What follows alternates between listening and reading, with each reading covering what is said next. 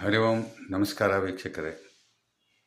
ಇವತ್ತೊಂದು ದಿವಸ ಅಂದರೆ 15 ಮಾರ್ಚ್ 2025ರಂದು ವಿಶೇಷವಾದ ಕಾರ್ಯಕ್ರಮ ಯಾವುದೆಂದರೆ ಇದು ಭಾಗವತದ ಮಂಗಳ ಕಾರ್ಯಕ್ರಮ. ಇದನ್ನು ವಿದ್ವಾಂಸರಾದ ಶ್ರೀ ಕೇಡಾ ಪ್ರಮೋದ ಆಚಾರ್ಯವರಿಂದ ನಮ್ಮ ಬೆಂಗಳೂರಿನ ಚಿಕ್ಕಲಸಂದ್ರ ರಾಯರ ಮಠದಲ್ಲಿ ನಡೆಯುತ್ತಿರುವ ಕಾರ್ಯಕ್ರಮವನ್ನು ನಾವು ವೀಕ್ಷಿಸಲು ಅಲ್ಲಿಗೆ ಹೋಗೋಣ. ದಯಮಾಡಿ ತಮ್ಮೆಲ್ಲರಿಗೂ ಆತ್ಮೀಯ ಸ್ವಾಗತ. ಹರಿ ಓಂ. ನಮಸ್ಕಾರ.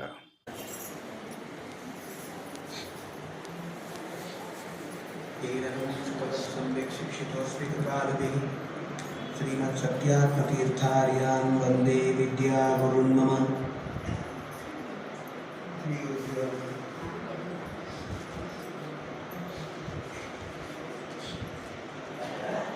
ಶ್ರೀಭಗವಾನುವಾಚ ಪ್ರಹ್ಲಾದಶ್ಚಾಸ್ಮಿ ದೈತ್ಯಾನಾಂ ಕಾಲಃ ಕಲಯತಾಮಹಂ ಮೃಗಾಣಾಂ ಚ ಮೃಗೇಂದ್ರೋಹಂ ವೈನತೇಯಶ್ಚ ಪಕ್ಷಿಣಾಂ.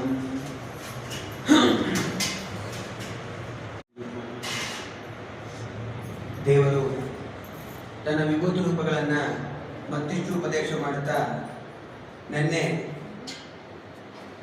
ನಿಗ್ರಹವನ್ನು ಮಾಡುವವರಲ್ಲಿ ಯಮದೇವರು ನಾನಾಗಿದ್ದೇನೆ ಅಂತ, ಯಮದೇವರಲ್ಲಿ ವಿಶೇಷವಾಗಿ ಸನ್ನಿಹಿತನಾಗಿದ್ದು ಯಮಶಬ್ದ ವಾಚ್ಯನಾಗಿ ಎಲ್ಲರನ್ನೂ ಕೂಡ ನಿಯಮನ ಮಾಡುವವನು ದೇವರೇ. ಲಕ್ಷ್ಮೀದೇವಿಯನ್ನು ಕೂಡ ನಿಯಮನ ಮಾಡುವವನು ದೇವರೇ. ಆದ್ದರಿಂದ ನಿಜವಾಗ್ಲೂ ಯಮಶಬ್ದ ವಾಚ್ಯನಾದವನು ದೇವರು. ಯಮಯತೀತಿ ಯಮಃ, ನಿಯಮಯತೀತಿ ಯಮಃ, ಯಮಯತಿ ನಿಯಮಯತಿ, ಎಲ್ಲರನ್ನೂ ಕೂಡ ನಿಯಮನ ಮಾಡ್ತಾನೆ ಅಂತ ಹೇಳಿ, ಹೀಗಾಗಿ ಎಲ್ಲರನ್ನೂ ನಿಯಮನ ಮಾಡ್ತಾನೆ. ಆದ್ದರಿಂದ ಯಮಶಬ್ದವಾಚ್ಯನಾಗಿರೋದ್ರಿಂದಲೇನೆ, ಅವನು ಯಮ ಆಗಿರೋದ್ರಿಂದಲೇನೆ ಅವನು ಸ್ವತಂತ್ರನಾಗಿದ್ದಾನೆ ಅಂತ, ಸ್ವತಂತ್ರನಾಗಿರೋದ್ರಿಂದಲೇನೆ ಯಮಶಬ್ದವಾಚ್ಯನೂ ಆಗಿದ್ದಾನೆ ಅಂತ ಎರಡಕ್ಕೂ ಕೂಡ ನಾವು ಹೊಂದಿಸಬೇಕು ಅಂತ ಹೇಳ್ತಾರೆ. ಪ್ರಹ್ಲಾದಶ್ಚಾಸ್ಮಿ ದೈತ್ಯಾನ, ದೈತ್ಯರಲ್ಲಿ ಪ್ರಹ್ಲಾದರಾಗಲ್ಲ ವಿಶೇಷವಾಗಿ ನನ್ನ ಸನ್ನಿಧಾನ ಇದೆ ಅಂತ. ಇದನ್ನು ಭಾಗವತದಲ್ಲೂ ಕೂಡ ದೇವರು ಹೇಳ್ತಾನೆ. ಪ್ರಹ್ಲಾದ ಉದ್ಭಾತಿ ಯಥೋದುಪಕ್ಕೆ ಅಂತೇಳಿ ಉಪದೇಶವನ್ನು ಮಾಡ್ತಾ, ಈ ಎಲ್ಲ ನಿಮ್ಮ ಬಲಿಚಕ್ರವರ್ತಿಯನ್ನು ಹೊಗಳುತ್ತಾ ವಾಮನ ದೇವರು ನಿಮ್ಮ ವಂಶದಲ್ಲಿ ನಕ್ಷತ್ರಗಳ ಮಧ್ಯೆ ಇರತಕ್ಕಂಥ ಚಂದ್ರನಂತೆ ಪ್ರಹ್ಲಾದರಾಜರು ಅಂತ ವರ್ಣನೆ ಮಾಡ್ತಾರೆ ಭಾಗವತದ ಅಷ್ಟಮ ಸ್ಕಂದದಲ್ಲಿ. ಹಾಗಾಗಿ ಪ್ರಹ್ಲಾದ ಎಂಬ ಶಬ್ದ ಇದೆ. ಆ ಪ್ರಹ್ಲಾದ ನಾಮ ತತ್ಶಬ್ದ ವಾಚ್ಯತ್ವ ದೇವರಿಗೆ ನಾವು ಹೇಗೆ ಚಿಂತನೆ ಮಾಡಬೇಕು. ಪ್ರಕೃಷ್ಟವಾಗಿರ್ತಕ್ಕಂಥ ಹಲಾದ ಅಂದ್ರೆ ಆನಂದ, ಅದನ್ನು ನಮಗೆ ಕೊಡ್ತಾನೆ. ಎಲ್ಲಿ? ವೈಕುಂಠದಲ್ಲಿ ಹಾಗೂ ಸಂಸಾರದಲ್ಲಿ ಯಥಾಯೋಗ್ಯವಾಗಿ. ಹಾಗಾಗಿ ದೇವರನ್ನ ಪ್ರಹ್ಲಾದ ಅಂತ ನಾವು ಚಿಂತನೆ ಮಾಡಬೇಕು. ಪ್ರಹ್ಲಾದರೊಳಗಿದ್ದು ಪ್ರಹ್ಲಾದ ಕೃತ ವಾಚ್ಯನಾಗಿ ಪ್ರಹ್ಲಾದರಿಗೆ ಶ್ರೇಷ್ಠತ್ವವನ್ನು ಹೊಂದಿಕೊಟ್ಟು ಆನಂದ ಉಳ್ಳವರನ್ನಾಗಿ ಮಾಡ್ತಾನೆ. ಆದ್ದರಿಂದ ದೇವರಿಗೆ ಪ್ರಹ್ಲಾದ ಅಂತ ನಾವು ಕರೀಬೇಕು, ಹಾಗೆ ಚಿಂತನೆ ಮಾಡಬೇಕು. ಪ್ರಹ್ಲಾದರಾಜರಲ್ಲಿ ಅಷ್ಟು ಗುಣಗಳನ್ನು ತಂದುಕೊಟ್ಟವನು ದೇವರು ಅಂತ ಕೃಷ್ಣ ಹೇಳ್ತಾನೆ ಅರ್ಜುನನಿಗೆ. ಕೃಷ್ಣ ಪ್ರಹ್ಲಾದರಾಜರಲ್ಲಿ ಎಷ್ಟು ಗುಣ ಇದೆ? ನೋದ್ವಿಗ್ರ ಚಿತ್ತ ವ್ಯಸನೇಚು ನಿಷ್ಪೃಹ ಶ್ರುತೇಚು ದೃಷ್ಟೇಚು ಗುಣೇಶ್ವಸ್ತದೃಕ್ ದಾಂತೇಂದ್ರಿಯ ಪ್ರಾಣ ಶರೀರದಿ ಸದಾ ಪ್ರಶಾಂತ ಕಾಮೋ ರಹಿತಾಚುರೋಚುರ. ನೋದ್ವಿಗ್ರ ಚಿತ್ತ, ಉದ್ವೇಗ ಇಲ್ಲ, ಟೆನ್ಷನ್ ಇಲ್ಲ, ಮಾಡ್ಕೊಂಬೋದಿಲ್ಲ ಪ್ರಹ್ಲಾದರಾಜರು. ವ್ಯಸನೇಶು ನಿಸ್ಪೃಹ, ಯಾವ ಪದಾರ್ಥಗಳಲ್ಲಿಯೂ ಕೂಡ, ಬೇರೆ ಯಾವ ವ್ಯಾಪಾರದಲ್ಲೂ ಕೂಡ ಅವರಿಗೆ ಮನಸ್ಸಿಲ್ಲ. ಕೇವಲ ದೇವರ ವ್ಯಾಪಾರ, ದೇವರನ್ನು ಧ್ಯಾನ. ಅದಕ್ಕೆ ಹೇಳ್ತಾರೆ ತಮ್ಮ ತಂದೆಗೆ, ಶ್ರವಣಂ ಕೀರ್ತನಂ ವಿಷ್ಣೋತ್ವರಣಂ ಪಾದ ಸೇವನಂ ಅರ್ಚನಂ ವಂದನಂ ದಾಸ್ಯಂ ಸಖ್ಯಮಾತ್ಮ ನಿವೇದನಂ ಇತಿ ಪುಂಸಾರ್ಪಿತಾ ವಿಷ್ಣೋ ಭಕ್ತಿ ಚೇನ್ನವಲಕ್ಷಣ ಕ್ರಿಯತೆ ಭಗವತ್ಯದ್ದ ತನ್ಮನ್ಯೇ ದೀತಮುತ್ತಮಂ. ಆ 9 ವಿಧವಾದ ಭಕ್ತಿ, ಶ್ರವಣ, ಅವೆಲ್ಲವನ್ನು ಕೂಡ ನಿರೂಪಣೆ ಮಾಡಿಕೊಟ್ಟವರು ಪ್ರಹ್ಲಾದರಾಜ. ತಂದೆಗೆ ಉಪದೇಶವನ್ನು ಮಾಡ್ತಾರೆ. 9 ವಿಧವಾದ ಭಕ್ತಿಯನ್ನು ಮಾಡು, 9 ವಿಧವಾದ ದ್ವೇಷವನ್ನು ಬಿಡು, ಆವಾಗ ನೀವು ಉದ್ಧಾರ ಆಗ್ತಿ ಅಂತೇಳಿ ತಮ್ಮ ತಂದೆಗೆ ಬಟ್ಟು ಮಾಡಿ ಉಪದೇಶವನ್ನ ಮಾಡ್ತಾರೆ ಪ್ರಹ್ಲಾದರಾಜರು. ಜೀವಾಭೇದೋ ನಿರ್ಗುಣತ್ವಂ ಅಪೂರ್ಣ ಗುಣದಾತ ಸಾಮ್ಯಾಧಿಕ್ಯೇ ತದನ್ಯೇಚ ಭೇದ ತದ್ಗತ ಏವ ಚ ಪ್ರಾದುರ್ಭಾವ ವಿಪರ್ಯಾಸ ತದ್ಭಕ್ತದ್ವೇಷ ಏವ ಚ ತತ್ಪ್ರಮಾಣಸ್ಯ ನಿಂದಾಚ ದ್ವೇಷಾಯೇತೆ ಕಿಲ ಮತಾಃ ಏತೈರ್ಹೀನಾಯ ಭಕ್ತಿ ಗೀತಾ ಭಕ್ತಿ ನಿಶ್ಚಿತ ಅಂತ ಹೇಳಿದ ಹಾಗೆ ನವವಿಧವಾದ ದ್ವೇಷವನ್ನು ಬಿಡು, ನವವಿಧವಾದ ಭಕ್ತಿಯನ್ನು ಮಾಡು ಅಂತ ತಂದೆಗೆ ಉಪದೇಶ ಮಾಡ್ತಾರೆ ಪ್ರಹ್ಲಾದರಾಜರು. ಆಮೇಲೆ ಪ್ರಹ್ಲಾದರಾಜರ ಗುಣಗಳು ಎಷ್ಟಿದೆ ಅಂತಂದ್ರೆ ಎಲ್ಲ ಪದಾರ್ಥಗಳನ್ನ ಶ್ರುತೇಶು ದೃಷ್ಟೇಶು ಗುಣೇಶು ಅವಸ್ತುತ, ಎಲ್ಲ ಪದಾರ್ಥಗಳಲ್ಲಿ ಅನಿತ್ಯತಾ ಭಾವನ ಇತ್ತು, ಯಾವುದ್ರ ಮೇಲೂ ಅಭಿಮಾನ ಇದ್ದಿಲ್ಲ. ಇದು ಶಾಶ್ವತವಾಗಿ ಇರ್ತದೆ, ನಮ್ಮ ಜೊತೆಗೇನೆ ಇರ್ತದೆ, ನಮ್ಮ ಜೊತೆಗೇನೆ ಬರ್ತದೆ ಎಂಬ ಜ್ಞಾನ ಅವರಿಗೆ ಎಂದೂ ಇಲ್ಲ. ಆಮೇಲೆ ದಾಂತೇಂದ್ರಿಯ ಪ್ರಾಣ ಶರೀರ ದೀಸದ ಎಲ್ಲ ಇಂದ್ರಿಯ ನಿಗ್ರಹವನ್ನ ಚೆನ್ನಾಗಿ ಇಟ್ಟುಕೊಂಡಿದ್ರು ಪ್ರಹ್ಲಾದರಾಜರು. ಪ್ರಶಾಂತ ಕಾಮಃ, ಯಾವ ಆಸೆ ಇಲ್ಲ ಅಂತ್ರಿ. ಮಕ್ಕಳಿಗೆ ಆಸೆ ಇಲ್ಲದೆ ಇರತ್ತಾ? ಮಕ್ಕಳಿಗೆ ಸಿಕ್ಕಾಪಟ್ಟೆ ಆಸೆ. ಸ್ವಲ್ಪ ಹಿಂಗ ಮಾರ್ಕೆಟ್ ಕಡೆ ಕರ್ಕೊಂಡು ಹೋದ್ರೆ 2 ಅಂಗಡಿ ತೋರಿಸ್ತಾನೆ, 2 ಕೈಯಿಂದ, ಅಲ್ಲೂ ಕೊಡಿಸು ಇಲ್ಲೂ ಕೊಡಿಸು ಅಂತ. ದೇವರೇನ ಚತುರ್ಭುಜ ಕೊಟ್ಟು 4 ಅಂಗಡಿಗೆ ಹೋಗಿ 4 ಕೊಡಿಸ್ಬಿಡು, ಹಂಗ ತೋರಿಸ್ತಾರೆ. ಮಕ್ಕಳು ಆಸೆ ಇರುತ್ತೆ. ಆಗ ಪ್ರಹ್ಲಾದರಾಜರಿಗೆ ಪ್ರಶಾಂತ ಕಾಮಃ, ಯಾವ ಆಸೆ ಇಲ್ಲ. ಅಖಂಡ ದೇವರ ಧ್ಯಾನ, ಸಂಧ್ಯಾ ವಂದನೆ, ಜಪ. ಪ್ರಹ್ಲಾದರಾಜರಿಗೆ ಇಷ್ಟಲ್ಲದೆ ಪ್ರಹ್ಲಾದರಾಜರು ಹೇಗಿದ್ರು, ಒಮ್ಮೆ ಇದ್ದಕ್ಕಿದ್ದಂಗೆ ದೇವರು ಸ್ಮರಣೆ ಮಾಡ್ತಾ ಆನಂದ ಬಾಷ್ಪಗಳನ್ನು ಸುರಿಸ್ತಾರಂತೆ. ಕೆಲವೊಮ್ಮೆ ಜೋರಾಗಿ ಹಾಡ್ತಾರಂತೆ, ಕೆಲವೊಮ್ಮೆ ಸುಮ್ಮ ಕೂತು ಬಿಡ್ತಾರಂತೆ, ಕೆಲವೊಮ್ಮೆ ನಗತಾರಂತೆ ದೇವರು ಸ್ಮರಣೆ ಮಾಡಿ, ಕೆಲವೊಮ್ಮೆ ನರ್ತನೆ ಮಾಡ್ತಾರಂತೆ, ಕೆಲವೊಮ್ಮೆ ಧ್ಯಾನ ಮಾಡ್ತಾ ಕೂತು ಬಿಡ್ತಾರಂತೆ. ಉನ್ಮಾದವನ್ ನೃತ್ಯತಿ ಲೋಕಭಾಗ್ಯ, ಅದನ್ನೇ ಹೇಳ್ತಾರೆ ಏಕಾದಶ ಸ್ಕಂದದಲ್ಲಿ. ಕ್ವಚಿತ್ತದು ಹಸತಿ ರೋದಿತಿ ರೌತಿಗಾಯತ್ ಉನ್ಮಾದವನ್ ನೃತ್ಯತಿ ಲೋಕಭಾಗ್ಯ. ಒಂದ್ಸಲ ದೇವರ ಅಪರೋಕ್ಷ ಜ್ಞಾನ ಆಗೋಯ್ತು ಅಂದ್ರೆ ನೀವು ಇಲ್ಲಿ ಇರೋದೇ ಇಲ್ಲ ಭೂಮಿಯ ಮೇಲೆ, ಯಾವಾಗ್ಲೂ ದೇವರನ್ನೇ ನೋಡ್ತಾ ಇರ್ತೀರಿ. ಅವ್ನು ನೋಡ್ಬೇಕು ಅಂತಾನೆ ನಾವೆಲ್ಲರೂ ಕೂಡ ಉತ್ಸಾಹದಿಂದ ಇರ್ತೀವಿ, ಬೇರೆ ಇನ್ನೇನ್ ನೋಡ್ಬೇಕು ಅಂತ ಅನ್ಸೋದೇ ಇಲ್ಲ. ನಗುವಾರೋ ರೋದಿಸುವರೋ ನಾಟ್ಯ ಮಾಡುವರೋ ಬಗೆಯಾರೋ ಬಡತನದ ಭಾಗವತರು, ತೆಗೆಯಾರೋ ನಿನ್ನಲ್ಲಿ ಮನವ ಒಮ್ಮೆಯಾದರೋ, ಜಗನ್ನಾಥ ವಿಠಲ ನಿನ್ನವರು ಏನೋ ಧನ್ಯರು, ಪಾಂಡುರಂಗ ನಿನ್ನ ಕೊಂಡಾಡುವ ಮಂಗಳಾತ್ಮರ, ಸಂಗ ಸುಖವಿತ್ತು ಕಾಯೋ ಕರುಣಾಸಾಗರ. ನಿನ್ನ ಬಿಟ್ಟರೆ ಯಾರನ್ನು ಸರ್ವೋತ್ತಮ ಅಂತ ತಿಳಿಯುವುದಿಲ್ಲಪ್ಪ. ಅರೆಯಾರೋ ನೀನಲ್ಲದೆ ಮತ್ತ ಅನ್ಯ ದೈವರ ಅಂತ ದಾಸರು. ಅಂತಹ ಶ್ರೇಷ್ಠ ಭಕ್ತರಾದ, ಮಹಾ ತಪಸ್ವಿಗಳಾದ, ಅಪರೋಕ್ಷ ಜ್ಞಾನಿಗಳಾದ ನರಸಿಂಹದೇವರನ್ನೇ ಪ್ರತ್ಯಕ್ಷವಾಗಿ ದರ್ಶನ ಮಾಡಿಕೊಂಡು ಕಾಲು ಮುಟ್ಟಿ ನಮಸ್ಕಾರ ಮಾಡಿ ನರಸಿಂಹದೇವರಿಂದ ಆಲಿಂಗನ ಮಾಡಿಸಿಕೊಂಡು ನರಸಿಂಹದೇವರ ಕೈಯನ್ನು ತಲೆ ಮೇಲೆ ಇರಿಸಿಕೊಂಡು ನಿನಗೇನು ವರ ಬೇಕಪ್ಪ ಪ್ರಹ್ಲಾದ ಅಂತ ನರಸಿಂಹದೇವರ ಬಾಯಿ ಬಿಟ್ಟು ಕೇಳ್ತಾ ಇದ್ರೆ ಇನ್ನೆಷ್ಟು ಪುಣ್ಯ ಮಾಡಿರ್ಲಿಕ್ಕಿಲ್ಲ, ಏನು ಸಾಧನೆ ಮಾಡಿರ್ಲಿಕ್ಕಿಲ್ಲ, ಏನು ಜೀವ ಅದು ಆ ಪ್ರಹ್ಲಾದರಾಜರು ಅಲ್ವಾ. ಆ ಪ್ರಸಂಗನೇ ನಾವು ನರಸಿಂಹದೇವರನ್ನ ಯಾರನ್ನ ಮುಟ್ಟಿಸ್ಬಿಟ್ರೆ ಅವ್ರ ಮನೆಯಲ್ಲಿ ಯಾವ್ದಾದ್ರು ಪ್ರತಿಮಾ ಇರ್ತದೆ, ಪ್ರಾಚೀನರು ಜ್ಞಾನಿಗಳು ಪೂಜಾ ಮಾಡಿದ್ರು, ಆಚಾರಕರ ರಚಿತ, ಆ ನರಸಿಂಹದೇವರನ್ನ ಮುಟ್ಟಿಬಿಟ್ರೆ ನಮ್ಮ ಜನ್ಮ ಸಾರ್ಥಕ ಅಂತ ಅನ್ಕೋಬೋದಾದ್ರೆ ನಿಜವಾಗ್ಲೂ ನರಸಿಂಹದೇವರ ಪಾದ ಮುಟ್ಟಿ ನಮಸ್ಕಾರ ಮಾಡಿದ ಆ ಪ್ರಹ್ಲಾದರ ಅದರ ಸೌಭಾಗ್ಯ ಎಷ್ಟು ನೋಡ್ರಿ.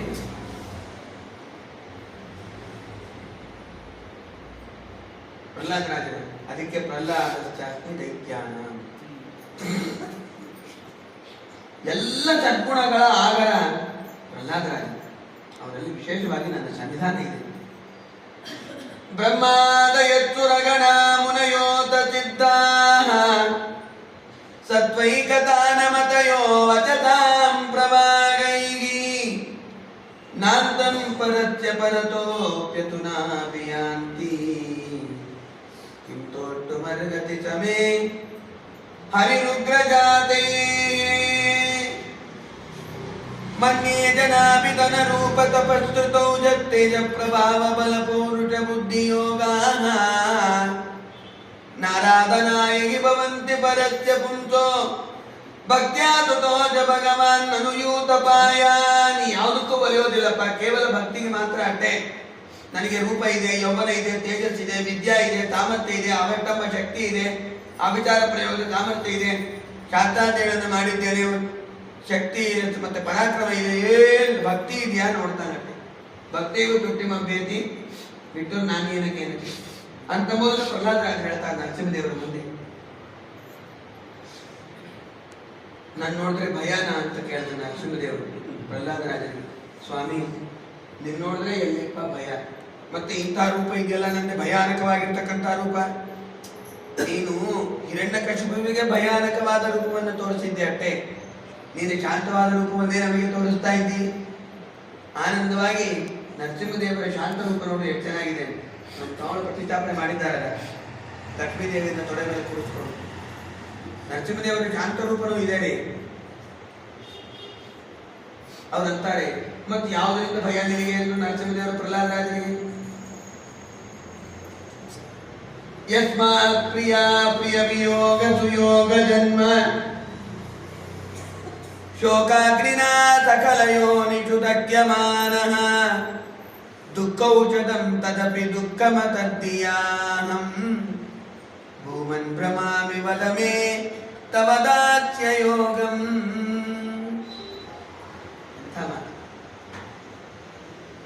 ಜಿಗ್ವೈಕತೋಚ್ಯುತ ವಿಕರ್ಷತಿ ಮಾ ವಿತೃಪ್ತಾಃ ಶಿಷ್ಣೋನ್ಯತತ್ವಗುಧನಂ ತ್ರವಣಂ ಕುತಶ್ಚಿತ್ ಗ್ರಾಣೋನ್ಯತಚ್ಚ ಫಲದೃಕ್ವಚ ಕರ್ಮ ಶಕ್ತಿಃ ಭವ್ಯಸ್ಸ ಪತ್ನ್ಯೈವ ಗೇಹಪತಿಂ ಲುನಂತಿ. ಎಷ್ಟು ಚೆನ್ನಾಗಿ ದೇವರು ಪ್ರಾರ್ಥನೆ ಮಾಡ್ತಾರೆ. ಸಂಸಾರದಿಂದ ಭಯ ಸ್ವಾಮಿ ನಮಗೆ.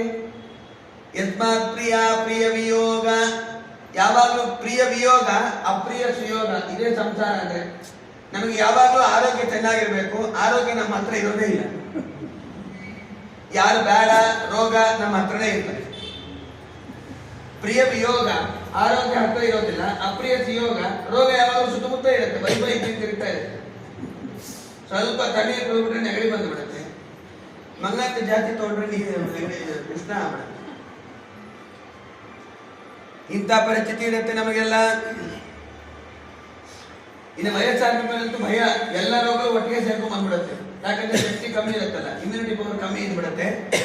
ಎಲ್ಲರೂ ಒಳಗೆ ಬಂದ್ಬಿಡ್ತಾರಾಗ ಜ್ವರ, ಪ್ರಜ್ವರ, ಕಾಲ, ಚಂಡವೇಗ ಎಲ್ಲರೂ ಬಂದ್ಬಿಡ್ತಾರಾಗ. ಚತುರ್ಥಸ್ಕಂದಲ್ಲಿ ಹೇಳಿದಾಗೆ ತಟ್ಕೊಳ್ಳಿಕ್ಕೆ ಆಗೋದಿಲ್ಲ. ಅವಾಗ ಶಕ್ತಿ ಸಾಮರ್ಥ್ಯ ಇರೋದು ಕೇಳೋದಿಲ್ಲಪ್ಪ ಮಾರಾಯ.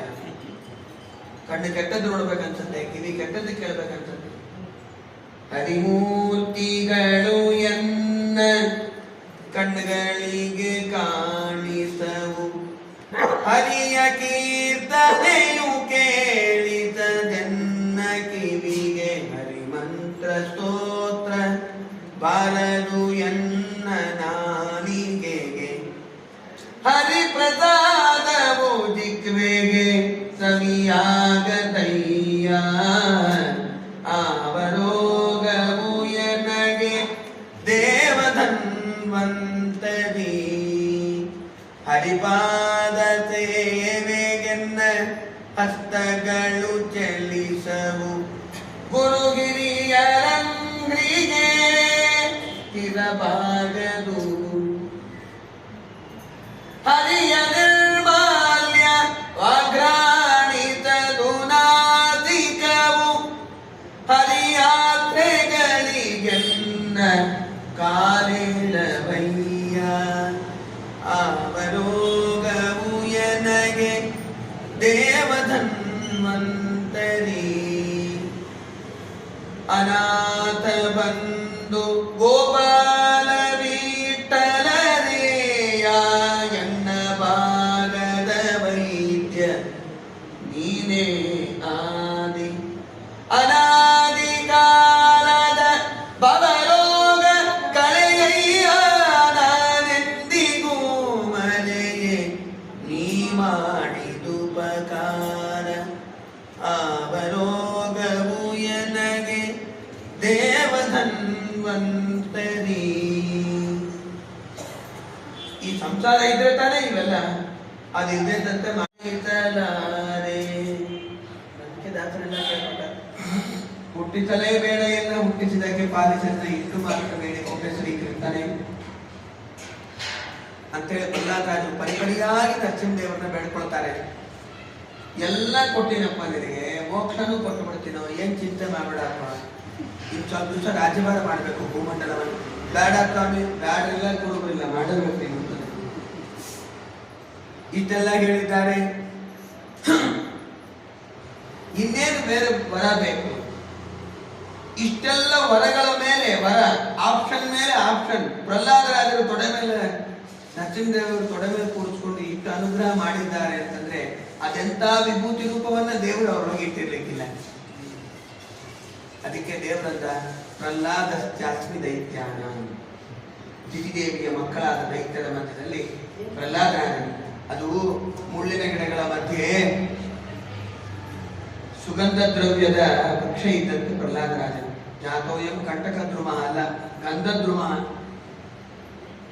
ಚಂಡಾವರ್ಕರು ಬೈತಾರೆ ಪ್ರಹ್ಲಾದರಾಜರನ್ನ, ಏನೋ ಗಂಧದ ಗಿಡಗಳ ಮಧ್ಯದಲ್ಲಿ ಮುಳ್ಳಿನ ಗಿಡ ಇದ್ದಂಗೆ ಅಂತ ಬೈದ್ಬಿಟ್ರು ಅವರು. ದೈತೇ ಚಂದನ ಮನೆ ಜಾತೋಯಂ ಕಂಟಕ ದ್ರುಮ ಅಂತ ತಪ್ಪದು, ಉಲ್ಟಾ ಮಾಡ್ಕೋಬೇಕಾಗಿತ್ತು ಚಂಡಾವರ್ಕರು. ದೈತೇಯ ಕಂಟಕವನೇ ಜಾತೋಯಂ ಚಂದನ ದ್ರುಮ ಅಂತ ಹೇಳ್ಬೇಕಾಗಿತ್ತು ಅವರು ಪ್ರಹ್ಲಾದರಾಜರನ್ನ. ಹಂಗೆ ಹೇಳ್ಬೇಕಾಗಿತ್ತು, ಹಾಗೆ ಹೇಳಿಲ್ಲ ಅವರು. ಅವ್ರಿಗೆ ಗೊತ್ತಿಲ್ಲ ಅಂತ ಇಟ್ಕೊಂಡ್ರಿ, ಆಮೇಲೆ ಅನ್ಕೊಂಡ್ರು ಹಂಗೆ ಹೇಳ್ಬೇಕಾಗಿತ್ತು ಅಂತ. ಆಮೇಲೆ ಏನ್ ಪ್ರಯೋಜನ? ಅಂತಹ ಪ್ರಹ್ಲಾದರಾಜರು ಎಂತಹ ಭಕ್ತಿಯನ್ನು ಮಾಡಿದ್ದಾರೆ, ಎಂತಹ ವೈರಾಗ್ಯ. ಆ ಪ್ರಹ್ಲಾದರಾಜರ ಗುಣಗಳು ಒಂದು ಸ್ವಲ್ಪ ಅವರಿಗಿರೋ 100% ಭಕ್ತಿ, ವೈರಾಗ್ಯ, ಜ್ಞಾನ, ತಪಸ್ಸು, ಸಾಧನೆ, ಅದರಲ್ಲಿ 1% ನಮಗೆ ಬಂದ್ರೆ ಸಾಕು. ಅದು ಬರಬೇಕು ಅಂದ್ರೆ ಆ ಪ್ರಹ್ಲಾದರಾಜರಲ್ಲಿ ವಿಶೇಷವಾಗಿ ದೇವರು ವಿಭೂತಿ ರೂಪವನ್ನು ಇಟ್ಟಿದ್ದಾನೆ ಅಂತ ಚಿಂತನೆ ಮಾಡಿದ್ರೆ ನಮಗೂ ಕೂಡ ಆ ಸದ್ಗುಣಗಳು ಬರಲಿಕ್ಕೆ ಉಂಟು. ಅದಕ್ಕೆ ದೇವರು ಪ್ರಹ್ಲಾದಶ್ಚಾಸ್ಮಿ ದೈತ್ಯಾನಾಂ ಕಾಲ ಕಲಯತಾಮಹಂ, ದೇವರು ನಾನು ಕಾಲನಾಗಿದ್ದೇನೆ, ಕಾಲ ಶಬ್ದವಾಚ್ಯನಾಗಿದ್ದೇನೆ, ಕಾಲನಿಯಾಮಕನಾಗಿ ಕಾಲದಲ್ಲಿ ಇದ್ದು ಜಡವಾದ ಕಾಲ ಮತ್ತೆ ಕಾಲ ನಿಯಾಮಕನಾಗಿ ಬಂಧನಾದಿಗಳನ್ನು ಮಾಡುವವನು ನಾನು. ಕಲ ಕಾಮಧೇನು, ಕಲೆ ಎಂಬ ಈ ಧಾತುವಿಗೆ ಬೇಕಾದ ಅರ್ಥ ಇದೆ. ಬಂಧನ ಅಂತನೂ ಅರ್ಥ ಇದೆ, ಬಿಡುಗಡೆ ಅಂತನೂ ಅರ್ಥ ಇದೆ. ಕಾಲಕ್ಕೆ ಶ್ರೇಷ್ಠತ್ವವನ್ನು ಕೊಟ್ಟವನು ದೇವರೇ. ಎಲ್ಲಾ ವಸ್ತುವನ್ನು ಚೆನ್ನಾಗಿ ತಿಳಿದುಕೊಳ್ಳುವವನು, ಬಂಧನವನ್ನು ಕೊಡುವವನು, ಬಂಧನವನ್ನು ಬಿಡಿಸುವವನು. ಆದ್ದರಿಂದ ದೇವರಿಗೆ ಕಾಲ ಅಂತ ಕರೀತಾರೆ. ಯಾಕಂದ್ರೆ ಕಾಲಕ್ಕೆ ತಕ್ಕಂತೆ ಬಂಧನವನ್ನು ಕೊಡ್ತಾನಲ್ಲ. ಹೌದೋ ಇಲ್ಲ? ನಮಗೆ ಸಂಸಾರ ಬಂಧನ ಕೊಡ್ತಾನೆ, ಹೆಂಡತಿ ಮಕ್ಕಳನ್ನ ಕೊಡ್ತಾನೆ, ಬಂಧನದಲ್ಲಿ ಇಡ್ತಾನೆ. ಬಂಧನದಲ್ಲಿಟ್ಟು ನಮ್ಮ ಮೇಲೆ ಒಂದು ದೃಷ್ಟಿ ಇಡಪ್ಪ ಅಂತ ದೇವರನ್ನ ಕೇಳ್ಕೋಬೇಕು. ಇಟ್ಟಾಗ್ರೆ ಇಲ್ದೇವ್ರೆ ಸಾಧನೆ ಮಾಡಿಸ್ತಾನ ನಮ್ಮ ಕೈಲಿ. ಎಂತಹ ಜನ್ಮ ಕೊಟ್ಟಾನೆ, ಮನುಷ್ಯ ಜನ್ಮ, ಎಂತಹ ಗುರುಗಳನ್ನ ಕೊಟ್ಟಾನೆ, ಎಷ್ಟು ಸಾಧನೆ ಮಾಡಿಸ್ತಾ ಇದ್ದಾನೆ ನಮ್ಮ ಕೈಗೆ. ಆ ದೇವರ ಉಪಕಾರ ಒಂದನ್ನ ಮರೀಲಿಕ್ಕೆ ಶಕ್ಯನ? ದೇವರು ಈ ಮನುಷ್ಯ ಜನ್ಮ ಕೊಟ್ಟಿದ್ದಕ್ಕೆ ಒಂದು ನಮಸ್ಕಾರ ಮಾಡಬೇಕು ದೇವರಿಗೆ ಪ್ರತಿನಿತ್ಯ ನಾವು. ಅವನ ಉಪಕಾರ ಮರೆಯೋಗೇ ಇಲ್ಲ. ಆದ್ದರಿಂದ ಕಾಲ ಶಬ್ದವಾಚನಾಗಿದ್ದಾನೆ. ಈ ಕಾಲ ಏನಿದೆಯಲ್ಲ ಇದು ಬಹಳ ವಿಚಿತ್ರವಾದದ್ದಿದು.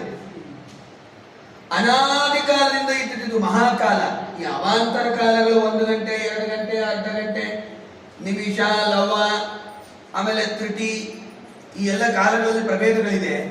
ಆ ಎಲ್ಲ ಪ್ರಭೇದಗಳನ್ನು ಸೃಷ್ಟಿ ಮಾಡಿದವನು ದೇವರೇ. ಮಹಾಕಾಲ ನಿತ್ಯ. ಆ ಮಹಾಕಾಲವನ್ನ ಯಾರು ಕೂಡ ಸೃಷ್ಟಿ ಮಾಡಿಲ್ಲ. ಆ ಕಾಲಕ್ಕೆ ತಕ್ಕಂತೆ ಎಲ್ಲ ನಡೆಸ್ತಾನೆ. ದಾತಾಯತಾ ಪೂರ್ವ ಕಲ್ಪಯತೆ. ದೇವರು ಕಾಲ ನಿಯಾಮಕನಾಗಿ, ಕಾಲಾಂತರ್ಗತನಾಗಿ, ಕಾಲಕ್ಕೆ ತಕ್ಕಂತೆ ಅವರವರ ಯೋಗ್ಯತಾನುಸಾರ ಕರ್ಮಗಳನ್ನು ಮಾಡಿಸಿ ಫಲವನ್ನು ಕೊಡುವವನು ದೇವರೇ. ಆದ್ದರಿಂದ ದೇವರಿಗೆ ಕಾಲ ಅಂತ ಕರೀತಾರೆ. ಕಾಲ ದೇವರು. ಅದಕ್ಕೆ ನಾವೆಲ್ಲ ದೇವರನ್ನು ಪ್ರಾರ್ಥನೆ ಮಾಡೋದೇನು ಅಂತಂದ್ರೆ, ದೇವರ ಕಾಲ ಶಬ್ದವಾಚ್ಯನಾದವನು ದೇವರೇ ಅಲ್ವಾ.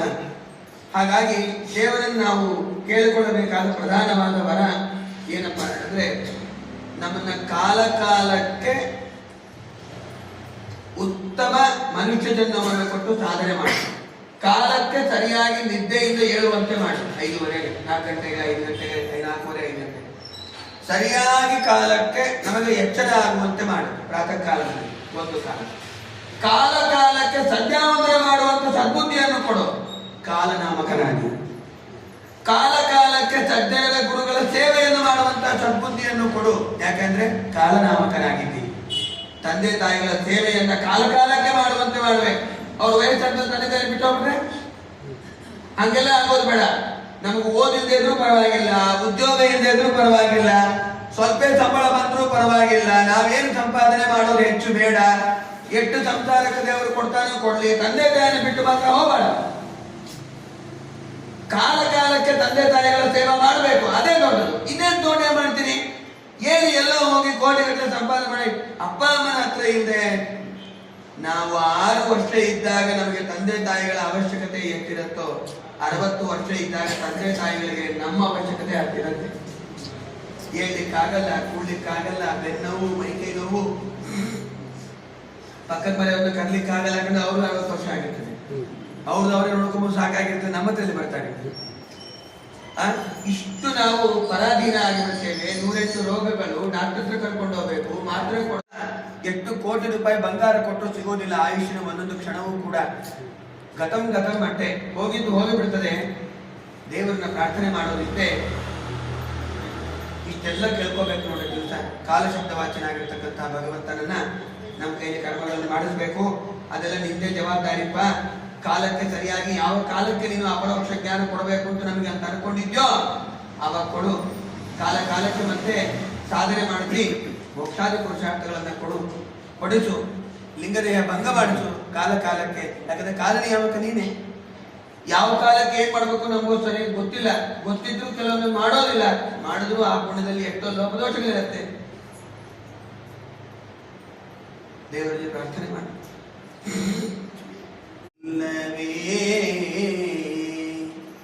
ಖ್ಯಾತಿಯನು ಕೇಳಿನ ಮೊರೆ ಹೋಕೆ ತಲನಯ್ಯ ವಾತ ಜನ ಪರಿಪಾಲ ಶ್ರೀರಂಗ ವಿಠಲ.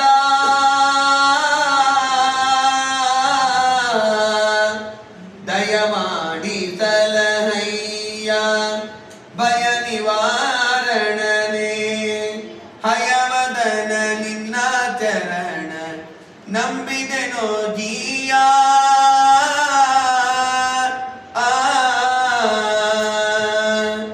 ಪ್ರಹ್ಲಾದಚ್ಚಾತ್ಮಿ ದೈತ್ಯಾನ ಇಂದ್ರೋಹಂ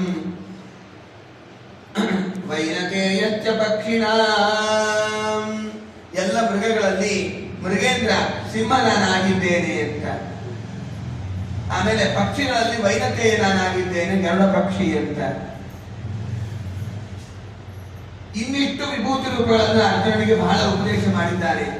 ಅದನ್ನ ಚೈತ್ರ ಮಾಸದಲ್ಲಿ ವಿಸ್ತಾರವಾಗಿ ತಿಳಿಯೋಣ.